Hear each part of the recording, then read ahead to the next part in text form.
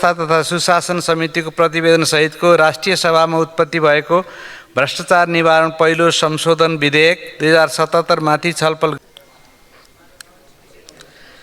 त्यसपछि मान्य सदस्य प्रकाश ज्वाला।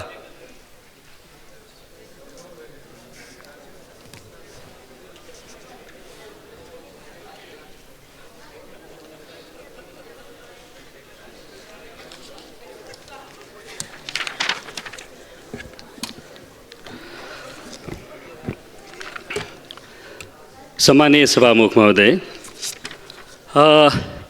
हामी भ्रष्टाचार निवारण ऐन 2059लाई संशोधन गर्न बनेको विधेयक, यो विधेयक खास गरिकन राष्ट्रिय सभाबाट उत्पत्ति भयो। हामीले अघिल्लो पटक पनि सैद्धान्तिक हिसाबले छलफलमा भाग लियौँ र सो स्पिरिट अनुसार संशोधन प्रस्ताव पनि दर्ता गरायौँ। समितिमा छलफलका लागि बोलाइयो, हामीले आफ्ना कुराहरू राख्यौँ र समितिमा के अनुरोध गरिएको थियो भने दफावार छलफल हुँदा चित्त नबुझे, के कारणले बुझेन हामीले हालेका संशोधनहरू चित्त बुझे सम्मानित समितिले स्वीकार गरोस् भनेर अनुरोध गरिएको थियो।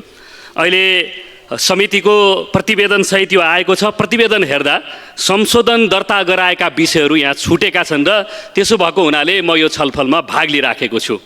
मैले त्यसबेला संशोधनमा के हालेको थिएँ भने खास गरिकन कानुनको अभावका कारणले हाम्रो देशमा भ्रष्टाचार भइराखेको भने होइन। हाम्रो समस्या चाहिँ मानसिकतामै र अझ भ्रष्टाचारलाई भन्दा एउटा महारोग, अझ त्यसलाई सफ्ट भाषामा भन्ने हो भने एउटा संस्कारका रूपमा विकास भएको छ। भ्रष्टाचार गर्न सक्ने खुब बहादुर जस्तो, भ्रष्टाचार गर्न नसक्ने चाहिँ निरीह जस्तो यस्तो भाष्य बन्दै गएको छ।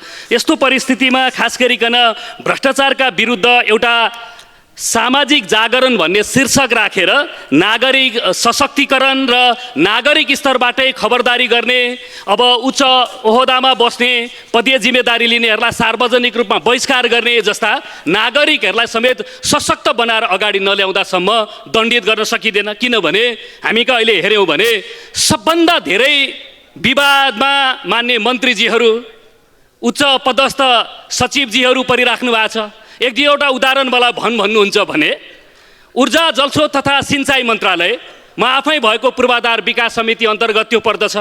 यो सरकार बनेको दिनदेखि लगातार 3 दिन अगाडिसम्म सिक्ता सिंचाई परियोजनाको बोलपत्र आह्वान गर्दासम्म सेटिङमा ठेक्का गर्ने यस्तो प्रकारको कल्चर बढेर गएको छ। भन्दा या त कानुनलाई हातमा लिएर जसले भ्रष्टाचार गर्न सक्दछ त्यो बहादुर जस्तो छ। त्यसैले नागरिक स्तरबाट नागरिकलाई नै सशक्त बनाएर उच्च तहमा बस्ने, सार्वजनिक पद धारण गर्नेहरूलाई नागरिक स्तरबाट बहिष्कार गर्ने, खबरदारी गर्ने परिस्थिति सिर्जना नगर्दासम्म यसलाई व्यवस्थित गर्न सकिँदैन भन्ने मेरो निष्कर्ष छ र यसलाई समावेश गरियोस् भनेर सम्मान्य सभामुख मार्फत पुनः म अपिल गर्न चाहन्छु।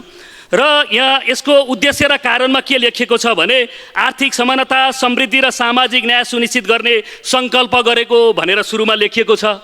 तर सरकार सँगसँगै के गरिराखेको छ भने कानुनको अभावले भ्रष्टाचार नभएको भन्ने कुरालाई कसरी म पुष्टि गर्न चाहन्छु भने निजीकरण ऐन 2050लाई संशोधन गर्न भनेर अध्यादेश 2080 जारी गरिएको छ। यतातिर सामाजिक न्यायको कुरा गर्ने, उतातिर चाहिँ फेरि अध्यादेश मार्फत भएका सबै संस्थानहरूलाई निजीकरण गर्ने भनेपछि कानुन नै हातमा लिएर यसरी जे भ्रष्टाचार गर्ने श्रृङ्खला अगाडि गएको छ, यस हिसाबले पनि नागरिकलाई सशक्त बनाउने र यसमा नागरिकको हस्तक्षेपकारी भूमिकालाई सुनिश्चित गर्ने कुरा चाहिँ ज्यादै जरुरी छ र प्रभावकारी बनाइनुपर्छ भन्ने कुरा सशक्त रूपमा सम्माननीय प्रधानमन्त्रीज्यूलाई सम्माननीय सभामुख मार्फत म अपिल गर्न चाहन्छु। धन्यवाद। लाल सलाम। अब मान्य सदस्य प्रकाश।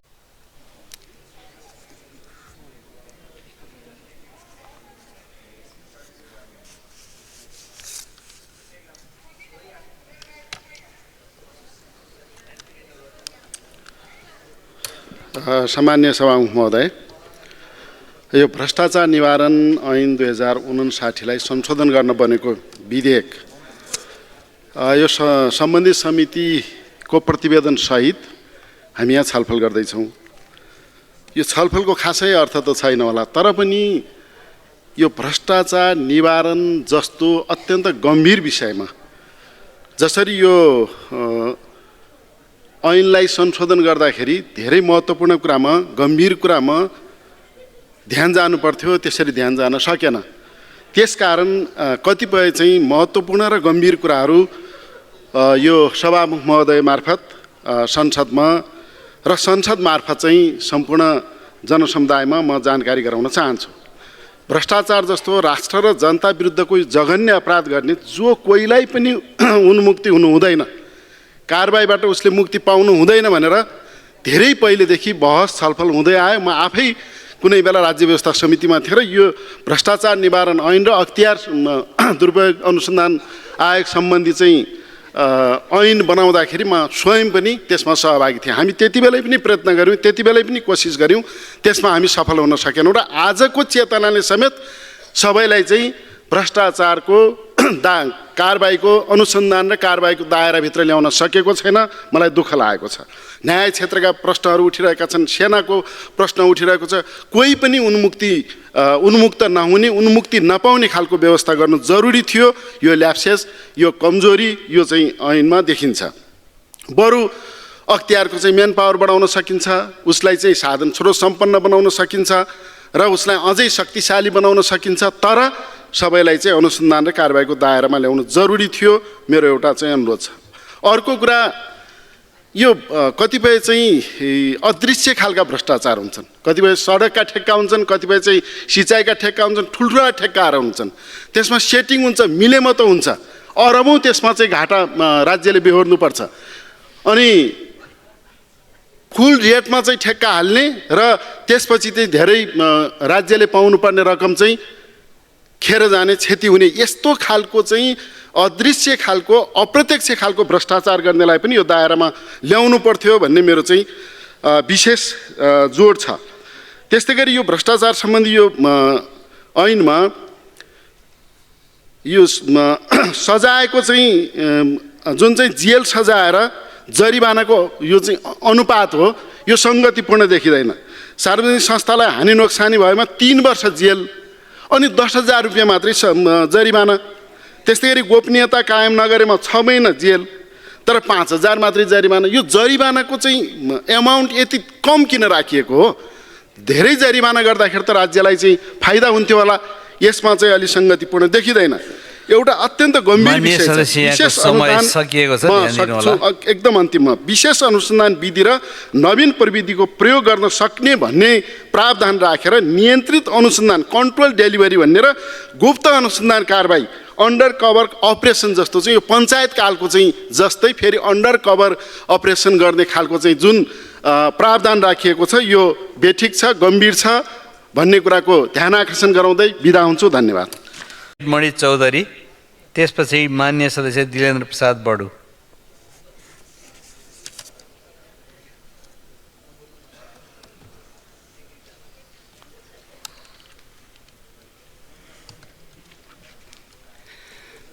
सम्माननीय सभामुख महोदय, यो सदनमा विधेयकहरू टेबल हुने, छलफल हुने, पास हुने अनि कानुन बन्ने नियमित प्रक्रिया हो।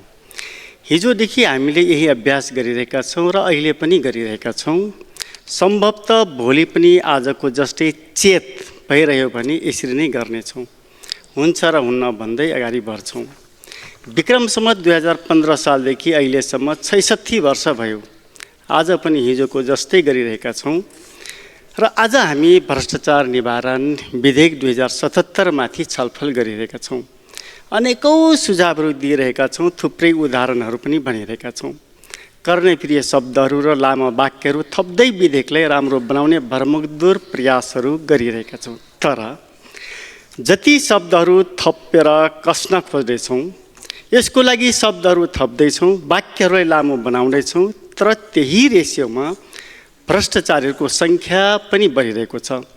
भ्रष्टाचारको अङ्कको आकार पनि बढिरहेको छ। अख्तियार दुरुपयोग अनुसन्धान आयोगमा भ्रष्टाचार सम्बन्धी उजुरीको चाङ पनि थपिँदैछ, दैनिक बढिरहेको छ। बिहानै भ्रष्टाचार सम्बन्धी समाचार सुन्नुपर्छ। के हामीले बनाएको भ्रष्टाचार सम्बन्धी कानुनको कारणले भ्रष्टाचार रोकिएको छ या ठुला भनिएका संस्थागत रूपमा कानुन बनाएर भ्रष्टाचार गर्नेहरूमाथि कुनै कानुनी कारबाही भएको छ? आफ्नो कार्यक्षेत्रभन्दा बाहिर गएर निर्णय गर्ने, अदालतले समेत बदर गरिदिएको उक्त निर्णयकर्ताहरूलाई कानुनी र अदालती कटघरामा उभ्याएका छैनौँ। ट्रान्सपेरेन्सी इन्टरनेसनलले सार्वजनिक गरेको भ्रष्टाचार अवधारणा सूचाङ्क अनुसार नेपालले 35 अङ्क प्राप्त गरेको छ, उसको अनुसार नेपाल गम्भीर भ्रष्टाचारको सङ्ख्यामा परेको छ। सभामुख महोदय, ट्रान्सपेरेन्सी इन्टरनेसनलले संसारका 10 सबैभन्दा कम भ्रष्टाचार हुने देशहरूको सूची प्रकाशन गरेको छ, जसमा Denmark, New Zealand, Finland, Sweden, Switzerland, Norway, Singapore, Netherlands, Canada र लक्जमबर्ग छ। उक्त देशहरूमा थोरैमा संसदीय व्यवस्था छ, धेरैमा राजतन्त्र छ। राजतन्त्र भएकै कारण भ्रष्टाचार कम भएको, या संसदीय व्यवस्था भएकै कारणले भ्रष्टाचार बढी भएको, या संसदीय व्यवस्था भएकै कारणले भ्रष्टाचार कम भएको, या राजतन्त्र भएकै कारणले भ्रष्टाचार बढी भएको। भ्रष्टाचारको कारण व्यवस्था, नियम, कानुनले म्याटर गर्दैन। मुख्य कुरा नियत हो, लोभको ग्रन्थि हो र चेतना हो। यसैले आजदेखि 275 + 59 जना माननीयज्यूहरूले भ्रष्टाचार नगर्ने विषयमा मनदेखि, दिलदेखि स्ट्रङ कमिटमेन्ट गरौँ। यसले मात्रै भ्रष्टाचार रोक्छ। अन्यथा शब्दहरू थपिएला, वाक्यहरूको पाना भरिएला, पेजको आकार ठुलो होला, तर भ्रष्टाचार रोक्नेवाला छैन। धन्यवाद। माननीय सदस्य दिलेन्द्र, माननीय सदस्य सुमना श्रेष्ठ।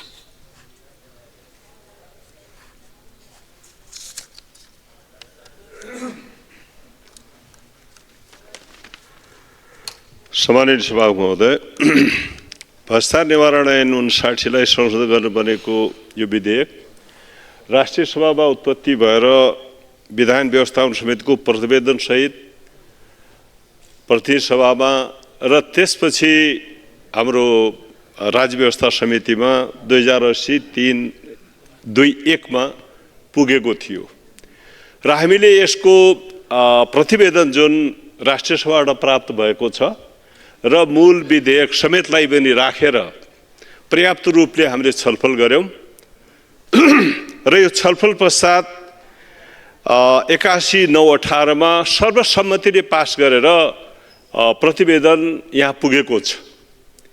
त्यसकारण हामीले केही विषयहरू यसमा संशोधन पनि गर्यौं। प्रस्तावित भएको थियो मूल विधेयकमा पनि यसको कसुरको परिभाषा, सार्वजनिक संस्थाको परिभाषा भित्र केही निजी क्षेत्रलाई पनि सामेल गरिएको अवस्था थियो। निजी क्षेत्र भ्रष्टाचारको क्षेत्रमा ल्याउनु पर्दछ भनेर आएको थियो। यसमा हामीले छलफल गर्यौं र हामीले अहिलेको अवस्थामा यो संशोधन ल्याउनु पर्ने अवस्था पनि अहिलेको संविधानले मुलुकको संघीय संरचनामा गइसकेपछि सबै संरचनाहरूको प्रदेश तहको, स्थानीय तहको भ्रष्टाचार को क्षेत्रभित्र ल्याइनु पर्ने अवस्था प्रमुख थियो र अहिले हामीले जसरी देखिरहेका छौं स्थानीय तहमा व्यापक रूपका उजुरीहरू आइरहेका छन् भ्रष्टाचारका सन्दर्भमा र हाम्रो कार्यक्षेत्र बढेको छ। हामी यसलाई सम्हाल्न सक्ने अवस्थामा राम्ररी देखिरहेका छौं प्रभावकारी ढंगले र हामी अब यति बेला प्राइभेट तहमा, निजी क्षेत्रमा, निजी स्कुलमा, निजी बैंकमा, निजी कम्पनीहरूमा जान थाल्यौं भने सरकारी क्षेत्र जुन हाम्रो प्रमुख क्षेत्र हो भ्रष्टाचार निवारण गर्नुपर्ने त्यो क्षेत्र बाँकी रहन सक्छ र नयाँ क्षेत्र जुन निजी क्षेत्र हो त्यो आतंकित हुन सक्दछ, जहाँ निजी क्षेत्रले स्वस्फूर्त ढंगले लगानी लगाउने अवस्था अझ हट्न सक्दछ। एकातिर हामीले लगानी सहजीकरण गर्न खोजिरहेका छौं निजी क्षेत्रमा, अब यहाँ हामी प्रवेश गर्ने र सरकारी क्षेत्र छुट्ने अवस्था हुन्छ। अहिले यसलाई हामी निजी क्षेत्र प्रवेश गर्न दिनु हुँदैन एकातिर राख्यौं र अर्कोतिर मूल ऐनको दफा 45 र विधेयकको दफा 16 लाई हामीले पुरै हटायौं, किनभने त्यहाँ भ्रष्टाचारको छानबिनको अवधि 5 वर्ष भनेर तोकिएको थियो। यसलाई सरकारले स्वयं पनि फिर्ता लिन मन्जुर गर्यो, फिर्ता लियो र हामीले यसलाई सर्वसम्मतिले यसलाई फिर्ता गरेका छौं। र अर्को कुरा सर्वसम्मतिले भएको विषय नै के हो भने यो अनुसन्धान विधिलाई हामीले केही परिष्कृत गरेका छौं। जस्तो कि अहिले मभन्दा पूर्व वक्ताले भन्नुभएको छ अनुसन्धानमा नियन्त्रण गर्ने जुन कुराहरू भइरहेको छ पञ्चायतकालीन ढङ्गले प्रवेश गर्यो भने चाहिँ त्यसो होइन। हामीले प्रविधिको अनुसन्धानमा प्रविधिको न्यूनतम प्रयोग र प्रविधिको नवीनतम प्रयोगलाई गर्नका निमित्त हामीले सम्बन्धित अदालतको निर्णय अदालतको अनुमति लिएर मात्रै इन्टरसेप्सनमा जान सक्छौँ भनेर हामीले राखेका छौँ। अदालतको आदेश बिना जान सकिँदैन। त्यस्तै कम्प्युटर वा विद्युत साधनको प्रणालीमा पहुँच हुनका लागि पनि सम्बन्धित अदालतले आदेश दिएपछि मात्रै जान सक्ने र त्यो आवश्यकता रहन सक्दछ। अपराध अनुसन्धानमा त्यो नवीनतम प्रविधिलाई प्रयोग गर्ने बाटो हामीले खुला राखेका छौँ र सर्वसम्मत रूपमा अदालतको अनुमतिले लिन सक्ने भनिएको छ। अपराधको गहिरो तहसम्म जानका निमित्त र नवीनतम प्रविधिहरूको प्रयोगलाई खुला राख्नुपर्छ भन्ने सहमति पनि भएको हुनाले यो सर्वसम्मतिले आएको छ र यसलाई पारित गर्नमा सबैलाई म आग्रह गर्न चाहन्छु। हस्, धन्यवाद। माननीय सदस्य किरण कुमार शाह।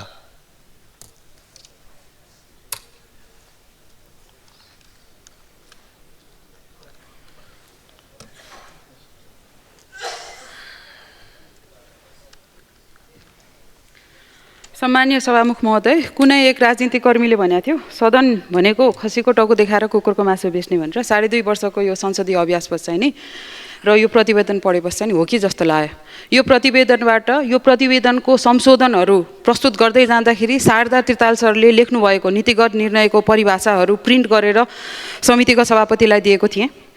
त्यसको बारेमा व्याख्या गरेको थिएँ, तर त्यो केही अटेन। नीतिगत निर्णयको परिभाषा अख्तियार दुरुपयोग अनुसन्धान आयोगको हरेक प्रतिवेदनमा लेखेर देऊ, क्लियरली लेखेर देऊ भनेर भन्छ, तर त्यो कहिले पनि इन्क्लुड भएन।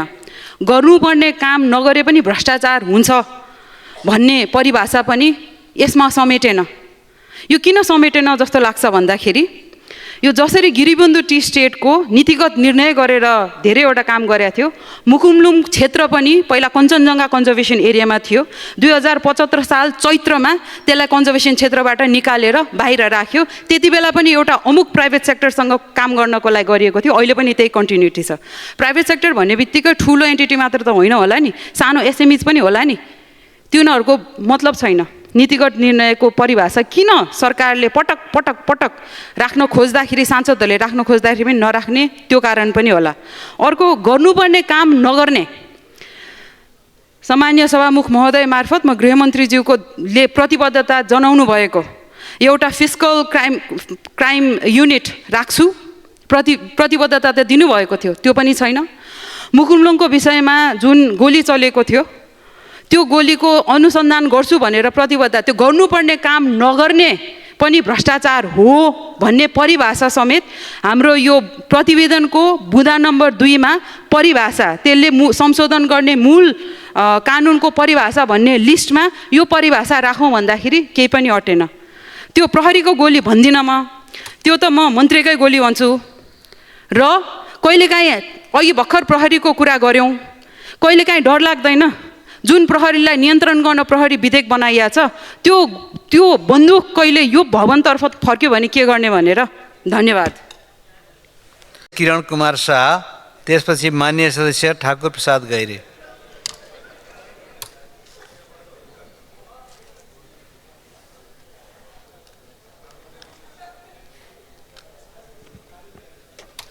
सम्मानीय सभामुख महोदय, आज प्रस्तुत राज्य व्यवस्था तथा सुशासन समितिको प्रतिवेदन सहितको राष्ट्रिय सभामा उत्पत्ति भएको भ्रष्टाचार निवारण पहिलो संशोधन विधेयक 2077 माथि आफ्नो धारणा राख्न चाहन्छु।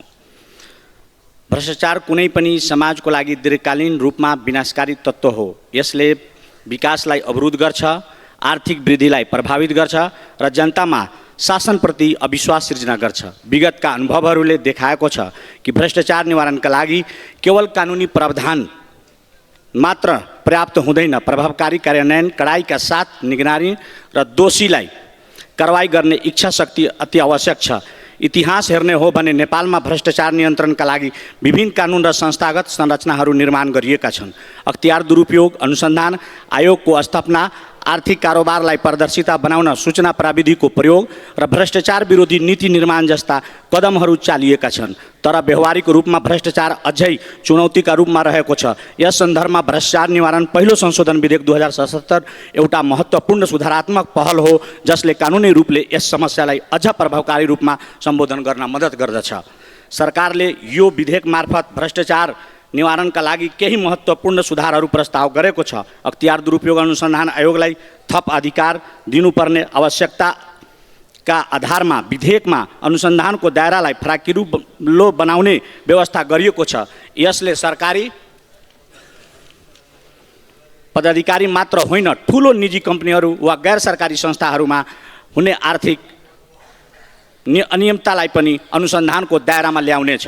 यसै गरी भ्रष्टाचार संलग्न व्यक्तिहरूलाई कडा कारवाही गर्ने प्रावधान विधेयकमा समावेश गरिएको छ, जसले अपराधीहरूलाई निरुत्साहित गर्ने विश्वास लिएको छु। पारदर्शिता र सुशासनलाई अझ प्रभावकारी बनाउन सूचना प्रविधिको प्रयोग अनिवार्यता विधेयकमा उल्लेख गरिएको छ। यसले आर्थिक कारोबारलाई अझ पारदर्शी बनाउन मद्दत गर्नेछ। भ्रष्टाचारबारे गोप्य सूचना दिने व्यक्तिहरूलाई सुरक्षाको लागि छुट्टै व्यवस्था गरिएको छ, जसले भ्रष्टाचार विरोध अभियानलाई थप प्रभावकारी बनाउनेछ। तर विधेयकमा राम्रो भए पनि सुधार गर्नुपर्ने केही पक्षहरू छन् जसलाई गम्भीरताका साथ छलफल गर्न आवश्यक छ। पहिलो, विधेयकले मुख्य रूपमा सार्वजनिक पदाधिकारी र सरकारी निकायहरूका केन्द्रित रहेर मात्रै व्यवस्था गरेको देखिन्छ। तर निजी क्षेत्रहरू, विदेशी लगानीका प्रयोजन र कार्पोरेट जगतमा हुने आर्थिक अनियमितता पनि भ्रष्टाचारको ठुलो स्रोत हुन सक्छ। त्यसैले भ्रष्टाचार नियन्त्रणको लागि दायरा अझ फराकिलो बनाउनु आवश्यक छ। दोस्रो, भ्रष्टाचार नियन्त्रणको कुरा गर्दा राजनीतिक दलहरूमाथि पारदर्शिता अनिवार्य बनाइनुपर्छ। दलहरूले पाउने चन्दा तथा खर्चको विषयमा पूर्ण पारदर्शिता राख्नुपर्ने व्यवस्था थप गर्नुपर्छ।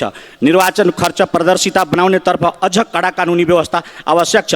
तेस्रो, अख्तियारलाई स्वतन्त्र बनाउने र आवश्यक स्रोत साधन उपलब्ध गराउने व्यवस्था अझ मजबुत हुनुपर्छ। अख्तियारको अनुसन्धान प्रक्रियामा प्रभावकारिता बढाउन सरकारको तर्फबाट आवश्यक जनशक्ति र प्रविधि वित्तीय स्रोत उपलब्ध गराउन जरुरी छ। चौथो, भ्रष्टाचार सम्बन्धी मुद्दा अदालतमा वर्षौँसम्म अल्झिरहने समस्या कायमै छ। यसलाई सम्बोधन गर्न विशेष अदालतले भ्रष्टाचारका मुद्दालाई प्राथमिकता दिएर छोटो समयमा फैसला गर्ने कानुनी संरचना निर्माण गर्नुपर्छ।